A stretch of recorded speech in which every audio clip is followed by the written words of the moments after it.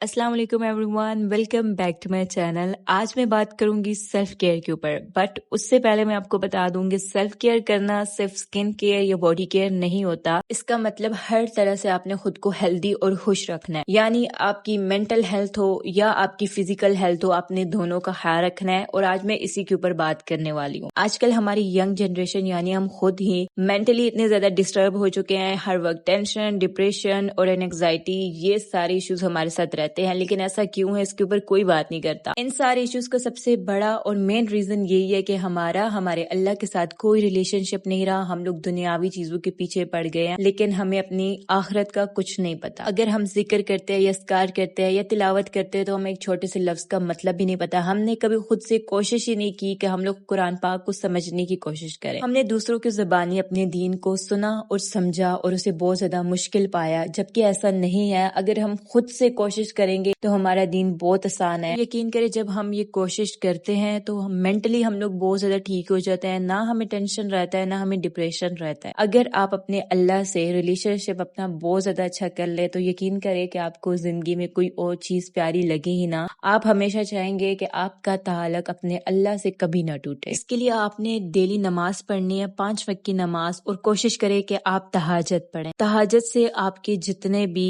پوشیدہ گناہ ہیں وہ ختم ہو جائیں گے، یعنی آپ ان کی طرف نہیں جا سکیں گے۔ اور ذکر اذکار جتنا ہو سکے اتنا کریں، لیکن آپ جو بھی ذکر کریں، جیسے استغفار کرتے ہیں تو آپ استغفر اللہ اس طرح سے نہیں پڑھنا، بلکہ مطلب کے ساتھ رو کر گڑ گڑا کر آپ نے معافی مانگنی اپنے اللہ سے۔ اور آپ کو زندگی میں ایک بار یہ کتاب ضرور پڑھنی چاہیے، رب سے جڑنے کا سفر۔ یقین کریں یہ آپ کی زندگی کو بدل سکتی ہے، اور اس کے بعد آپ اپنے اللہ کے قریب بھی جا سکتے ہیں۔ آپ اپنی زندگی کے مطلب کو، یعنی آپ اپنے سمجھ سکتے ہیں کہ آپ اس دنیا میں کیوں آئے ہیں، کس لیے آئے ہیں، اور جو آپ حرام ریلیشن شپ میں رہتے ہیں اس سے آپ کو نکلنا ہوگا اور اپنے رب کی طرف جانا ہوگا، اپنی حقیقی محبت یعنی اپنے اللہ کی محبت کو جاننا ہوگا۔ اور آپ نے ڈیلی قرآن پاک کی تلاوت کرنی ہے، چاہے آپ ایک آیت ہی پڑھیں لیکن اسے تجوید اور تفسیر کے ساتھ پڑھیں۔ تجوید کے لیے آپ قاری ساجد وسیم آفیشیل کی ویڈیوز دیکھ سکتے ہیں، بہت اچھے سے پڑھاتے ہیں اور آپ کی تجوید بہت امپروو ہو جائے گی۔ اور اگر آپ تفسیر سے پڑھنا چاہتے ہیں تو نعمان علی خان، ان کی آپ لوگ ویڈیوز واچ کر کے بہت کچھ سیکھ سکتے ہیں۔ انہوں نے بہت ساری سورہ تفسیر کے ساتھ بتائی ہوئی ہیں، تو آپ وہاں سے بہت کچھ سیکھ سکتے ہیں۔ اور یقین کریں جب آپ تھوڑا تھوڑا بھی کریں گے تو آپ کا ریلیشن شپ اپنے اللہ سے اس قدر مضبوط ہو جائے گا کہ آپ چاہیں گے کہ آپ ہمیشہ اسی چیز میں رہیں، آپ کا ایمان مضبوط ہو جائے، یعنی آپ سے یہ چیزیں کبھی نہ چھوٹیں اور آپ ہمیشہ اسی طرح سے اپنے دین کو سیکھتی رہیں اور عمل کرتی رہیں۔ اور اسی طرح سے آپ نے اپنی فزیکل ہیلتھ کا بھی بہت زیادہ خیال رکھنا ہے۔ ہم اکثر اپنی ہیلتھ کو لے کر بالکل بھی کانشیس نہیں ہوتے، جب تک کوئی پرابلم سامنے نہ آ جائے ہم تب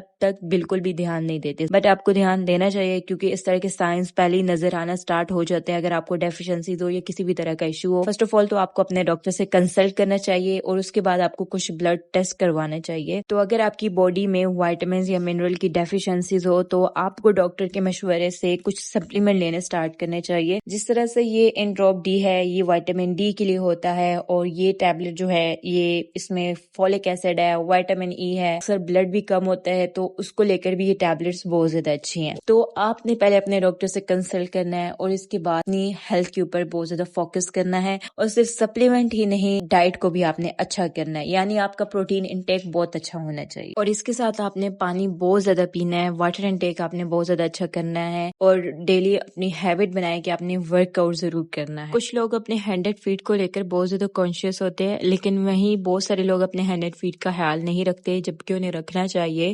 ڈیپ ہائیڈریشن پرووائڈ کرنے سے ہینڈ اینڈ فیٹ بہت زیادہ پیارے ہو جاتے ہیں، ان کی جو ڈارک نکلز یا ڈارک پیچز وغیرہ بن جاتے ہیں وہ بھی آہستہ آہستہ ختم ہو جاتے ہیں۔ اس کے لیے آپ لوگ یوز کر سکتے ہو سیڈو کریم، اس میں ویکسز ہے، ٹھیک ہے، جو کہ بہت اچھے سے ہائیڈریٹ کرتی ہے، موئسچرائز کرتی ہے۔ یا پھر کریک ہیلز ہیں اور ڈی ہائیڈریشن کی وجہ سے آپ کے پاؤں کے اوپر کوئی نشان ہے وائٹ کلر کے اکثر بن جاتے ہیں، تو آپ لوگ نیویا کریم یوز کر سکتے ہو۔ یہ دونوں کریمز جو ہے بہت اچھی ہائیڈریشن پرووائڈ کرتے ہیں، بہت بہت اچھے سے ہینڈ اینڈ فیٹ کو موئسچرائز کرتی ہے. اتنے اچھے سے ویزلین بھی ہینڈ اینڈ فیٹ کے اوپر کام نہیں کرتی جتنے اچھے سے یہ نیویا کریم کام کرتی ہے. یہ جلدی سے ریپیئر کر دیتی ہے آپ کی کریک ہیلز کو. اور جن کی ڈارک پیچز بن گئے, ڈارک نکلز ہے یا ہینڈ اینڈ فیٹ کے اوپر کسی بھی طرح کے نشان ہے, شوز کے اکثر پڑ جاتے ہیں, موئسچرائز کرنے کے ساتھ ساتھ آپ نے یہ سین کلیئر کریم بھی یوز کرنی ہے. اس سے آپ کے جو بھی ڈارک پیچز بن گئے, ڈارک نکلز ہے یا کوئی بھی ڈارکنیس کا ایشو ہے, وہ سارا ختم ہو جائے گا. اور یہ آپ کے آہستہ آہستہ آپ کے ہینڈ اینڈ فیٹ کو بہت زیادہ برائٹ کر دے گی. لیکن اسے زیادہ ٹائم کے لیے آپ لوگ یوز نہیں کر سکتے. 1 منتھ کے لیے یوز کریں اور اس کے بعد اس کو آہستہ آہستہ چھوڑ دیں.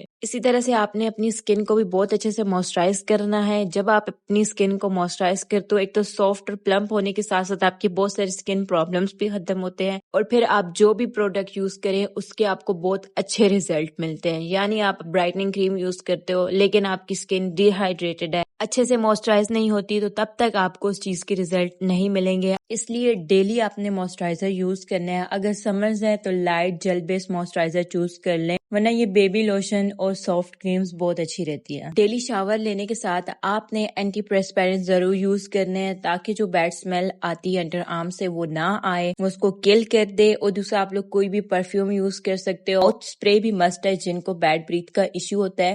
ڈیلی آپ نے اپنی ہائیجین کا بھی خیال رکھنا ہے, یعنی ٹوتھ برش وغیرہ بھی کرنا ہے. اور شاور آپ نے ڈیلی لینا ہے. باڈی کیئر روٹین کے اوپر میں بہت ساری ویڈیوز پہلے بھی بنا چکی ہوں. سنسکرین تو مسٹ ہے, یعنی سمرز چل رہے ہیں یا ونٹرز چل رہے ہیں, اس سے کوئی ایشو نہیں رہتا. آپ نے ڈیلی اس کو اپلائی کرنا ہے. پہلے بھی میں آپ کو بتا چکی ہوں کہ اس کو یوز کرنے کے بعد آپ بہت سارے اسکن پرابلم سے بچ سکتے ہیں, یعنی جن کو میلازما ہو جاتا ہے یا ٹرنکلز وغیرہ, فائن لائنز یا پگمنٹیشن ہو جاتی ہے. سنسکرین اگر وہ یوز کرتے ہیں تو وہ سارے ان ایشوز سے بچ جائیں گے. اگر آپ کی اسکن بہت زیادہ ان ایون رہتی ہے یا ٹیننگ ہو جاتی ہے, ڈارکنیس کا ایشو رہتا ہے, تو آپ نے اپنی ڈیلی روٹین میں ایک برائٹننگ کریم یوز کرنی ہے اور اس کے ساتھ سنسکرین بھی مسٹ ہے. کریم ایسی ہو جس میں کوجک ایسڈ, الفا-بیٹن اور گلوتاتھیون اور کوئی اسٹیرائڈ نہ ہو. ایک اچھی کریم چوز کرے برائٹننگ کی. گولڈن پرل اور فائزر بیوٹی جیسی کریم سے بچ کر رہیں کیونکہ وہ آپ کے اسکن بیریئر کو ڈیمیج کرنے کے ساتھ ساتھ بہت سارے آپ کے اسکن ایشوز بنا دیتی ہے. اور اس طرح کی برائٹننگ ایکٹیوز والے کریم لو کام کرتی ہے لیکن آپ کو کوئی اسکن ایشو نہیں بناتی, بہت سیف رہتی ہے. جن کو کلوز کومیڈونس کا ایشو ہے یا ایکنے پمپلز بہت زیادہ رہتے ہیں تو انہیں ٹریٹینول یوز کرنا چاہیے.